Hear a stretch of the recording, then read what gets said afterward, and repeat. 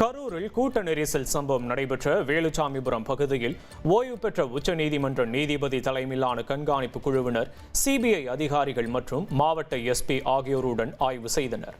இதைத் தொடர்ந்து தாவேகா சார்பில் பரப்புரைக்கு அனுமதி கேட்ட இடமான உழவர் சந்தை, light house corner, Manohara corner உள்ளிட்ட இடங்களையும் கண்காணிப்பு குழுவினர் ஆய்வு செய்தனர். கோவையில் அரசு ஊழியர்கள் குடியிருப்பில் தொடர் கொள்ளையில் ஈடுபட்ட சம்பவத்தில் கொள்ளை சம்பவத்திற்கு மூளையாக செயல்பட்ட இருவரை போலீசார் கைது செய்துள்ளனர். கவுண்டம்பாளையத்தில் உள்ள அரசு ஊழியர்கள் அடுக்குமாடி குடியிருப்பில் 13 வீடுகளின் பூட்டை உடைத்து நகை, பணம் கொள்ளையடிக்கப்பட்டது. இந்த வழக்கில் உத்தரப்பிரதேசத்தைச் சேர்ந்த 3 பேரை போலீசார் சில தினங்களுக்கு முன்னர் துப்பாக்கியால் சுட்டு பிடித்தனர்.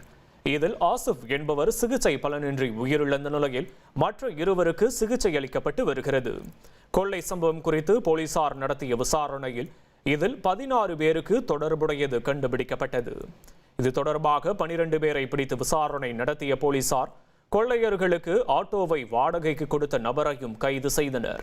தொடர்ந்து கொள்ளை சம்பவத்திற்கு மூளையாக செயல்பட்ட உயிரிழந்த ஆசிஃபின் தம்பி பரியான் மற்றும் தாவூத் ஆகிய இருவரையும் போலீசார் கைது செய்துள்ளனர்.